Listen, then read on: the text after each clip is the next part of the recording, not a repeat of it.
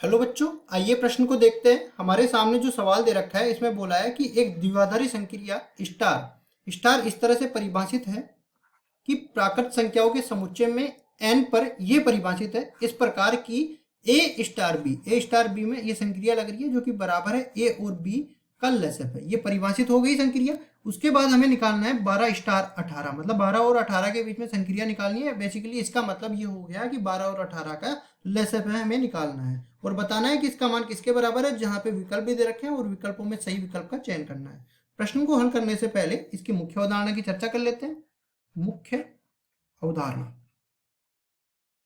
तो देखो मुख्य अवधारणा में हमें सबसे पहले तो ये पता होना चाहिए कि द्विआधारी संक्रिया आखिर होती क्या है। तो देखो द्विआधारी संक्रिया में क्या होता है, द्विआधारी संक्रिया इसमें हम लोग एक संक्रिया इस तरह से परिभाषित कर देते हैं जैसे यहाँ पे स्टार से संक्रिया परिभाषित हो गई और ए स्टार बी, ए और बी के बीच में हमने ये संक्रिया लगा दी। यहाँ पे ए और बी दोनों दिए हुए समुच्चय यहाँ पे एन से परिभाषित है, तो ए भी एन से होना चाहिए और बी भी एन से होना चाहिए, ये तो दे ही रखे हैं। और साथ ही साथ जो अपने पास इनकी संक्रिया करने के बाद मान लो सी आ रहा है तो वो सी भी इसी सी जो है अवयव वो भी इसी समुच्चय से होना चाहिए। अगर इस समुच्चय से नहीं आता है तो वो द्विआधारी संक्रिया नहीं होगी।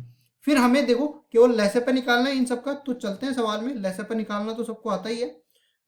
ए और बी, सबसे पहले तो इस संक्रिया को परिभाषित करते हैं। ए और बी का लसफ है, या इसको इस तरह से भी व्यक्त कर सकते हैं हम लोग, एलसीएम किसका, ए और बी का एलसीएम। तो हमें क्या करना है, अब ए और बी की जगह दे रखा है 12 और 18, 12 और 18 का एलसीएम हमें ज्ञात करना है। तो यहां से देखो क्या करते हैं, यहाँ ए बी की जगह आ जाएगा 12 और 18, सही कर देते हैं इसको, यह आएगा 12 और 18। अब देखो इनके गुणनखंड पहले बना लेते हैं हम लोग। 12 के गुणनखंड बन जाएंगे 2 गुणा में 2 गुणा में 3, क्योंकि 4 3 12 होता है। फिर 18 का भी देख लेते हैं, हम लोग जानते हैं 9 दूनी 18 होता है, 9 के 3 गुना 3 होते हैं, तो ये बन जाएगा 2 गुणा में 3 गुणा में 3। ठीक है, अब देखो जो अपने पास समान मिल रहा है, जो उभयनिष्ठ मिल रहा है उसको तो एक साथ ले लेते हैं।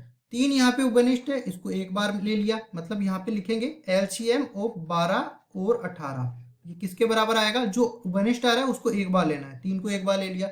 और जो यहाँ पे 2 भी उभयनिष्ठ है तो इसको भी एक बार ले लिया।